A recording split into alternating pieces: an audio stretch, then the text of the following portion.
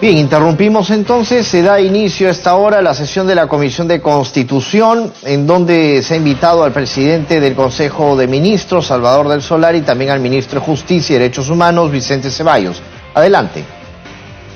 Además, con las licencias de los señores congresistas César Segura Izquierdo y Marco Arana Segarra, contando con el quórum reglamentario, se inicia la primera sesión extraordinaria de la Comisión de Constitución y Reglamento correspondiente al periodo anual de sesiones 2019-2020. Orden del día: presentación del señor Salvador del Solar Labarte, presidente del Consejo de Ministros, y del señor Vicente Ceballos Salinas, ministro de Justicia y Derechos Humanos.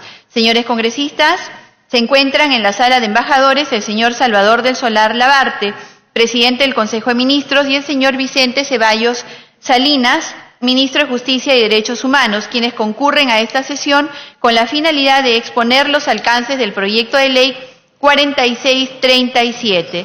Por tal motivo, y dando la bienvenida al congresista Jorge Meléndez Celis, vamos a suspender brevemente la sesión con la finalidad de que ingresen a la sala de sesiones nuestros invitados.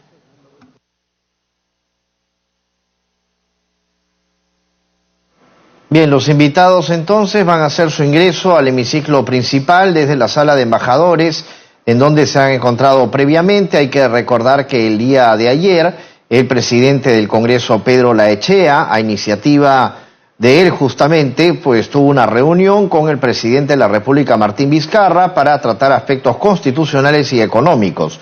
Entre esos aspectos están los temas que se van a tratar el día de hoy en esta sesión de la Comisión de Constitución, sesión extraordinaria, mediante el cual se propone modificar el artículo 112 de la Constitución Política del Perú por el proyecto de ley 4637 para determinar que quien juramenta y asume funciones como presidente de la República no puede postular a la presidencia en el periodo inmediato siguiente, y además establece un recorte del mandato del presidente de la República, los congresistas de la República y los representantes del Parlamento andino, y también adelanta las elecciones generales. Dentro del marco de la Constitución, como bien lo decía el día de ayer el presidente del Congreso, Pedro Laechea, en donde pues también reiteró que iban a continuar estas reuniones con el presidente de la República, Martín Vizcarra, para poder trabajar directamente estos tratados dentro del marco constitucional.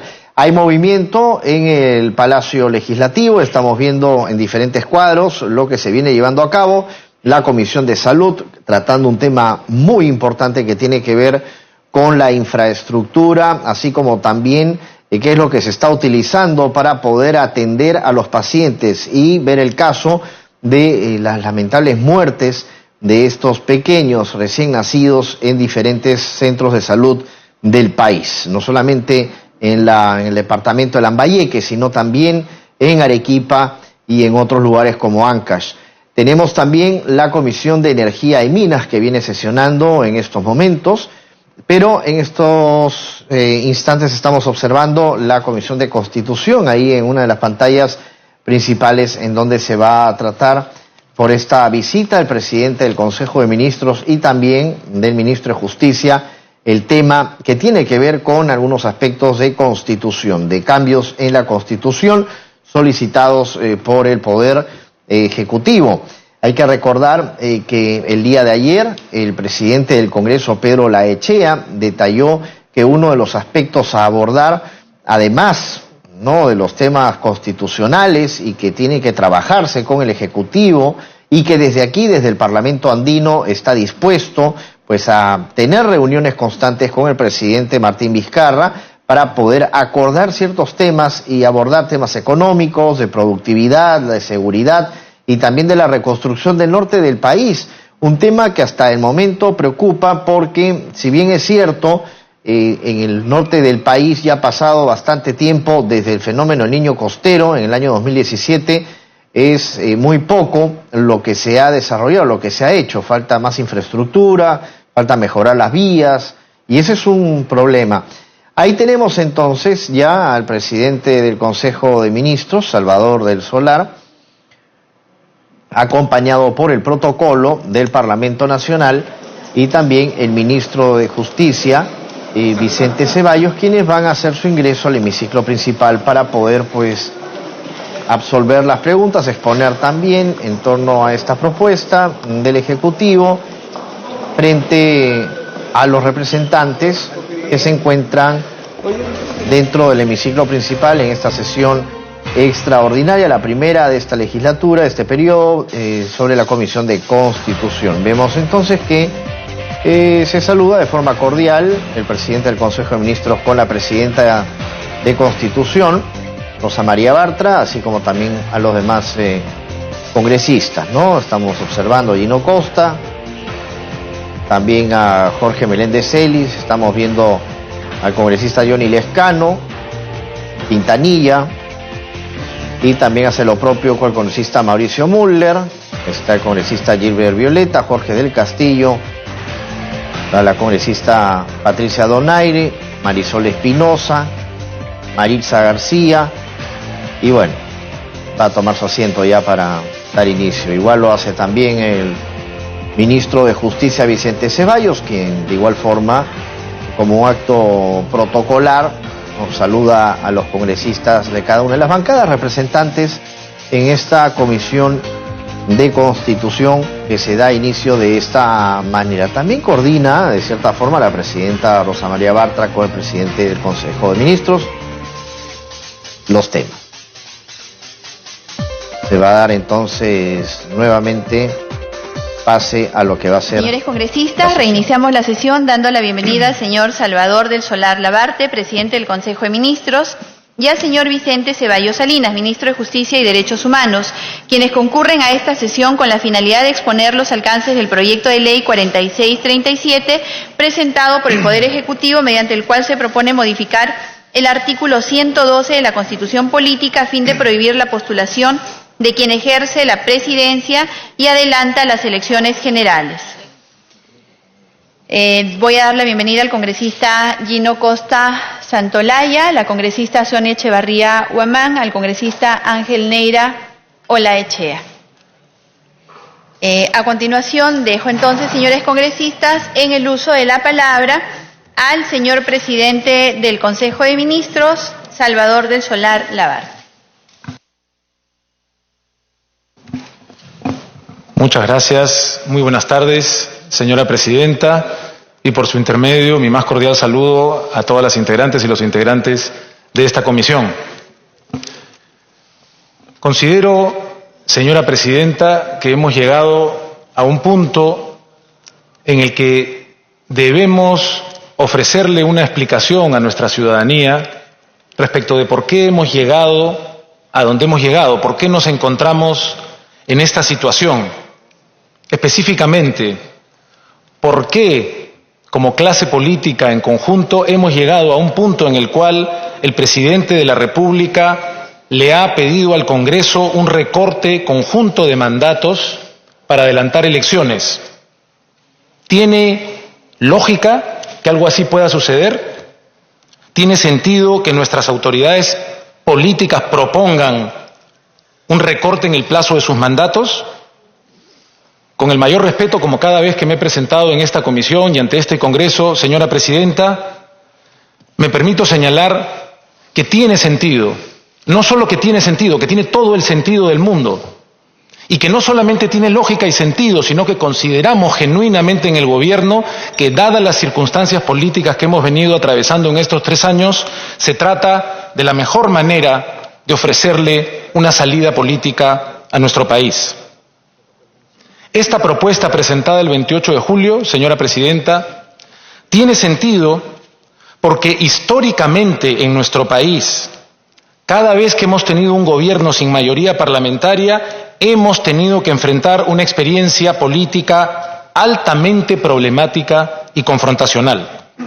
De hecho, cada vez que esta situación se ha presentado, cada vez que un gobierno no ha contado con mayoría parlamentaria, los mandatos de sus presidentes se vieron interrumpidos por diversas formas de golpes de Estado o de alguna otra manera. Sucedió así con el presidente Billinghurst en 1914, sucedió con el presidente Bustamante y Rivero en 1948, 20 años después sucedió en el primer gobierno del expresidente Fernando Belaúnde en el año 68, sucedió así con el presidente Fujimori en 1992, sucedió así el año pasado con el presidente Kuczynski. De hecho, señora presidenta, ante la enorme dificultad y casi podríamos decir imposibilidad de gobernar en nuestro país sin una mayoría en el Congreso, se decidió constitucionalmente, en la Constitución de 1979, fortalecer al presidente para enfrentar una situación como esta.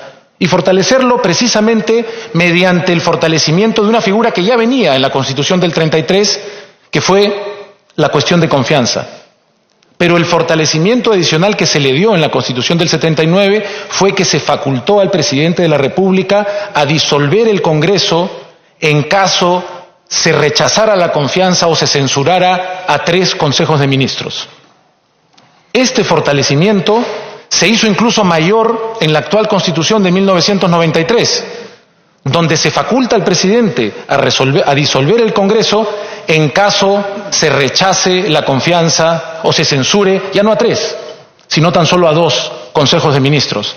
Creo que además, por su intermedio, presidenta, vale la pena mencionar que, como sabemos, y también para que lo sepan los más jóvenes de quienes nos escuchen, nuestros ciudadanos más jóvenes, esta Constitución del 79 que fortaleció esta figura y la del 93 fueron respectivamente constituciones fruto de una asamblea constituyente de mayoría del Partido Aprista peruano y de un Consejo Constituyente y de un Congreso Constituyente Democrático de una mayoría fujimorista. A través de esas fuerzas se fortaleció la cuestión de confianza para tratar de contrarrestar la enorme dificultad y, repito, casi imposibilidad para cualquier presidente de gobernar sin mayoría en el Congreso. Como república, señora presidenta, tuvimos que llegar al año 2006 para que por primera vez en nuestra historia un presidente sin mayoría en el Congreso consiguiera completar su mandato. Recién en el 2006, el expresidente Alejandro Toledo. Esto sucedió también consecutivamente en los gobiernos, el segundo gobierno del expresidente Alan García y en el gobierno del expresidente Ollanta Humala.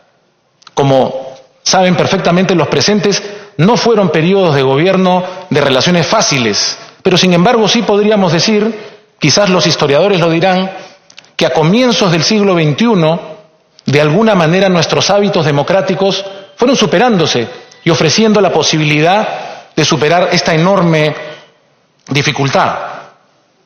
Esto, por supuesto, hasta que llegaron las elecciones del 2016. Como sabemos, señora presidenta, las elecciones del 2016 tuvieron una campaña de segunda vuelta altamente polarizada. No solo eso, tuvieron unos resultados finales extremadamente ajustados y nos trajeron como consecuencia un gobierno con una débil representación parlamentaria y un Congreso con una abrumadora mayoría opositora. Creo que todos conocemos las consecuencias de este desenlace.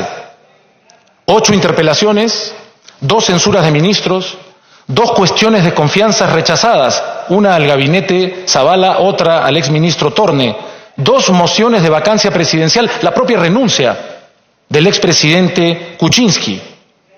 Es importante decir, señora presidenta, que nunca en los más de 25 años de vigencia de la Constitución de 1993 hemos tenido tantas interpelaciones y censuras a ministros como en este periodo. Nuestros ciudadanos, señora presidenta, tienen derecho a preguntarse ¿por qué? ¿Por qué sucede una situación como esta? Y creo, siempre con el mayor respeto, que se debe a los 2 elementos fundamentales que he venido sugiriendo. El primero, que tengamos a un gobierno frente a un Congreso con una amplia mayoría opositora y que nos encontremos, y creo que esto es muy importante, señora presidenta, en un contexto de extremada polarización política. Quiero detenerme un instante sobre este nocivo elemento y quiero decir casi peligroso elemento para la democracia, que es la polarización extrema. Esta polarización inhibe de alguna manera, impide que dos normas no escritas, pero fundamentales para el sostenimiento de las democracias, puedan respetarse. Lo mencionan en su libro los politólogos Ziblatt y nuestro amigo Stephen Levitsky, que son conocidos también de este Congreso. Tienen un libro muy interesante que se llama ¿Cómo mueren las democracias? ¿Qué señalan? Que la polarización política extrema impide o restringe la tolerancia respecto del adversario político. Y no solo eso, sino que además evita que practiquemos el refrenamiento en el uso de las armas constitucionales más extremas que tenemos a disposición. Cuando hay menos tolerancia, dejamos de ver al contendor político como un adversario legítimo y poco a poco comenzamos a verlo más bien como un enemigo. Ya no se trata, y creo que podemos reconocer esta dinámica mutuamente, no se trata de encontrar culpables. Ya no pensamos que se trata de un adversario al que hay que enfrentar y derrotar democráticamente, sino que llegamos a sentir que se trata de un adversario o de un enemigo al que hay que anular, incluso eliminar, porque consideramos que sus puntos de vista no son puntos de vista legítimos y válidos, sino que sus puntos de vista constituyen una amenaza frente a nuestros intereses particulares o, peor aún, y suele suceder, como una amenaza para los altos intereses de la nación. Es por eso que, erosionándose la tolerancia, comenzamos poco a poco a usar de manera abusiva y extrema las armas constitucionales y legales que tenemos a nuestra disposición para enfrentar a nuestros adversarios. Esta situación de polarización extrema genera una dinámica que es especialmente nociva y produce un grado de desconfianza recíproca de tal profundidad que nos hace caer en la trampa que los psicólogos sociales llaman el error de atribución permanente. Los psicólogos sociales que estudian las relaciones entre grupos que tienen relaciones de adversarios señalan que cuando caemos en esta situación, lo que ocurre es que cuando el contendor o alguien del grupo del contendor hace algo que consideramos negativo o malo, lo atribuimos a su naturaleza. El grupo al que me opongo hace algo malo porque es malo, porque son malos, porque tienen malas intenciones. Y cuando el grupo opositor hace algo bueno, algo favorable, decimos, eso no lo hace porque corresponde a su naturaleza, eso lo hace porque corresponde a las circunstancias. Se comporta bien porque le conviene, se comporta bien porque algo está buscando. Señora Presidenta, por su intermedio, fijémonos cómo esta trampa, detectada por los psicólogos sociales, evita que podamos recuperar la confianza entre nosotros. Podemos ser adversarios políticos, esa es parte de la democracia. Cuando caemos en esta situación de desconfianza recíproca profunda, ya no podemos recuperar la confianza. Y lo único que hacemos es pensar que el otro grupo, el contrincante, está tramando algo para acabar con nosotros. Como consecuencia de todo esto, señora Presidenta, mencionaba en su ausencia, los grupos políticos nos volvemos capaces de usar todo lo que esté a nuestro alcance por atacar, por anular, por debilitar o incluso eliminar al grupo político adversario. Hacemos, por ejemplo, interpelaciones, hacemos censuras, promovemos vacancias o podemos también, por ejemplo, impulsar una ley para prohibir la publicidad estatal. O podemos, por ejemplo, modificar la cuestión de confianza, pretender hacerlo para que, como creo que fue una sugerencia del congresista Mulder, para que un gabinete que haya sido censurado, ninguno de sus integrantes pueda volver. No, lo podemos hacer, lo estoy mencionando en ese sentido, pero recurrimos a algo que consideramos legal, de buena fe incluso, pero que tiene como objetivo debilitar al contrincante, o podemos hacer cosas que, con todo respeto, señora congresista, no dejan de sorprendernos al ocurrir menos de 24 horas después de la reunión que el presidente de la República ha tenido con el presidente del Congreso en los términos más cordiales. Ahora resulta que tenemos una comisión investigadora para ver si el Consejo de Ministros efectivamente autorizó al presidente a hacer la propuesta que estamos discutiendo, o que hay incluso una comisión para investigar, o un subgrupo para investigar a las encuestadoras. Quisiera, con todo respeto, señora presidenta, que no tomemos esto a nivel personal, si me permite continuar, que no lo tomemos a nivel personal, sino como parte de la dinámica que estoy describiendo. Es más, con total transparencia, podemos reconocer lo mismo del otro lado, porque las dinámicas de polarización extrema en la que nos encontramos hacen que cada parte se sienta tan amenazada que recurra a los mismos mecanismos. Y entonces se puede decir, por ejemplo, que la eliminación de la reelección es una herramienta de la misma naturaleza, pero esta vez utilizada por el Poder Ejecutivo, o que la revisión de la inmunidad es una herramienta así de extrema, pero utilizada por el Ejecutivo, o lo mismo respecto del repetido uso de la cuestión de confianza. Todas estas dinámicas son propias, señora presidenta, de un contexto de polarización extrema y de enfrentamiento agudo. Y no estoy mencionando esto, señora presidenta, para buscar responsabilidades individuales, pero tampoco para exonerarlas. Lo que sí creo que es importante que nuestra ciudadanía escuche es que los contextos de polarización y cuando un gobierno no tiene una mayoría en el Congreso, nos hacen como clase política más proclives a estas prácticas de enfrentamiento extremo. La pregunta, por supuesto, señora presidenta, es si una situación tan delicada como la que estoy describiendo debe dar lugar o justifica un adelanto de elecciones. Como acabo de explicar, nuestros antecedentes históricos y nuestros antecedentes actuales podrían aconsejar que así lo sea. Esa es la postura del gobierno. Pero consideramos, señora presidenta, que hay un elemento adicional que para nosotros como gobierno hace que la necesidad de un adelanto de elecciones sea indispensable y definitiva, porque no solamente tenemos a un gobierno que enfrenta una mayoría abrumadora, no solo nos encontramos en un contexto de polarización política extrema y de profunda desconfianza mutua, sino que, como todos sabemos y como nuestros ciudadanos saben, atravesamos un periodo en el que se han revelado gravísimos escándalos de corrupción, como los casos Lavajato y Cuellos Blancos.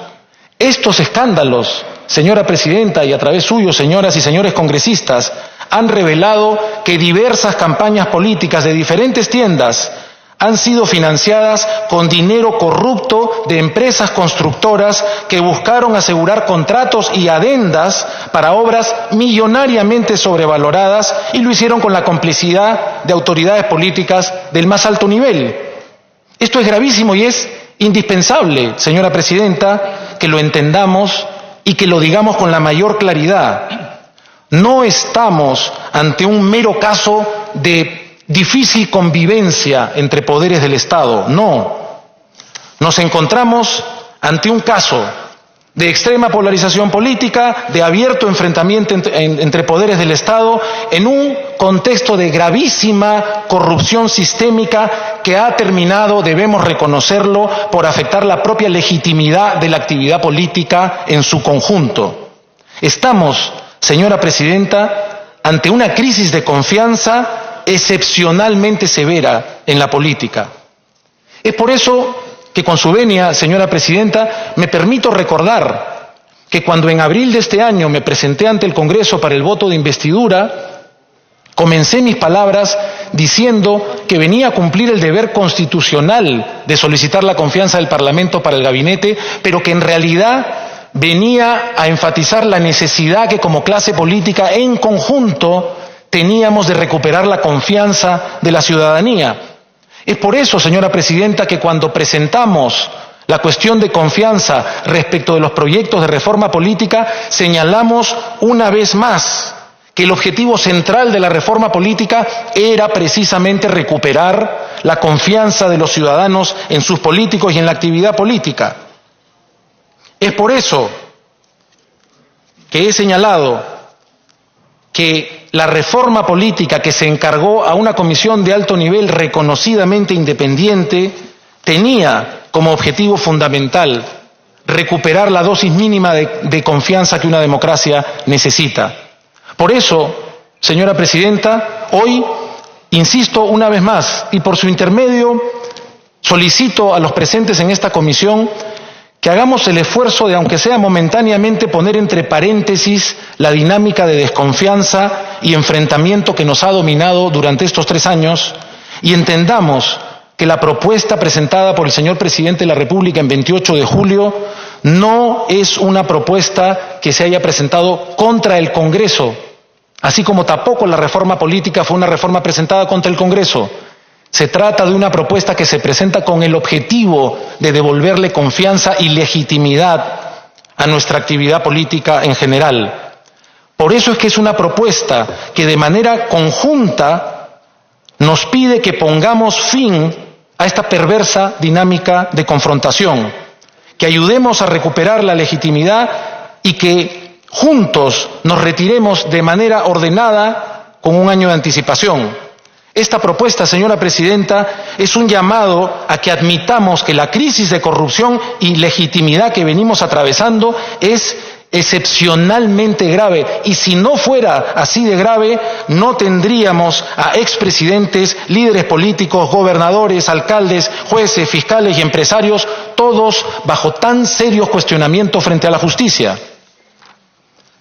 Esta propuesta presentada en 28 de julio, señora Presidenta, es un llamado a que reconozcamos abiertamente que la situación no es menos grave ni menos excepcional que la que vivimos a comienzos de siglo, cuando también optamos por el camino, dicho sea de paso, totalmente constitucional de recortar mandatos y adelantar elecciones.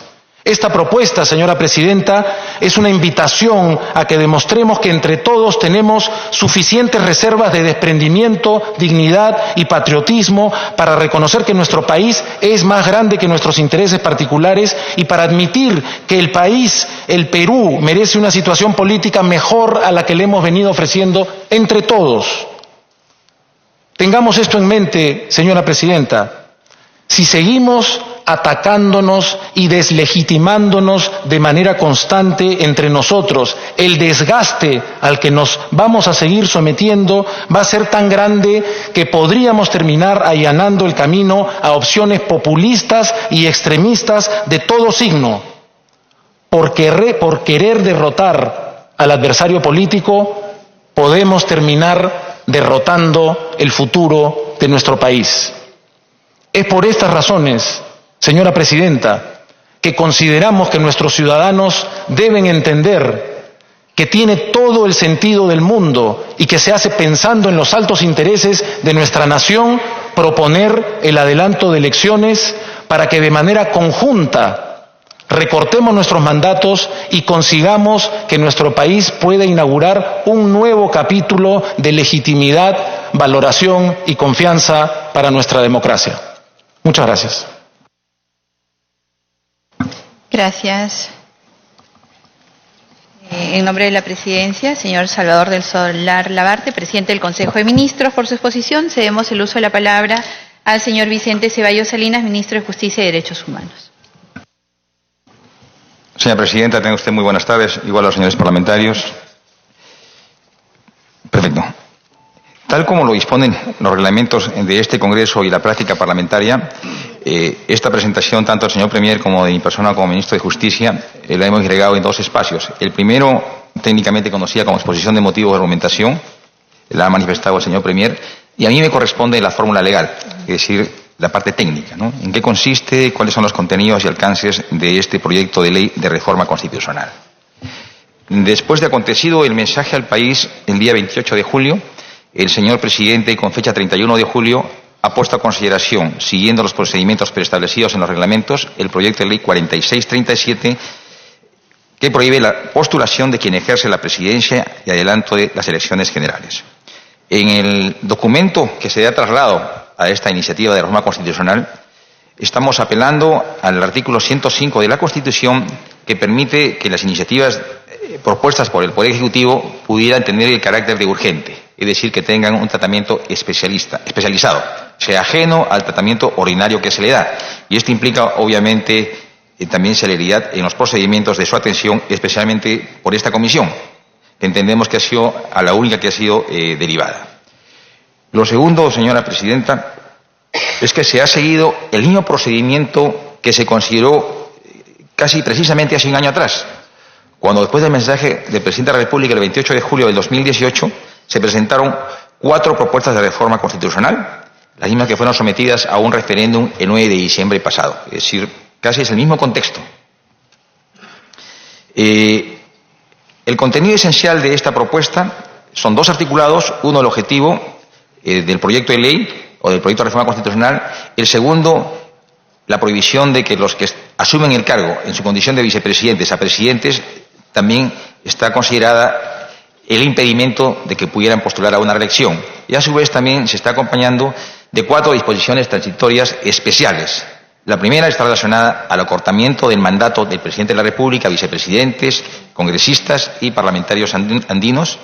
En lo segundo, se está proponiendo una fecha para las elecciones generales, que sería el tercer domingo del año 2020. Lo tercero, las autoridades que emerjan de esta decisión popular democrática sería por 5 años. Y lo último está referido al proceso del cronograma electoral y la aplicación de las reformas electorales aprobadas por este Congreso y que ya han sido publicadas y, por tanto, están en plena vigencia.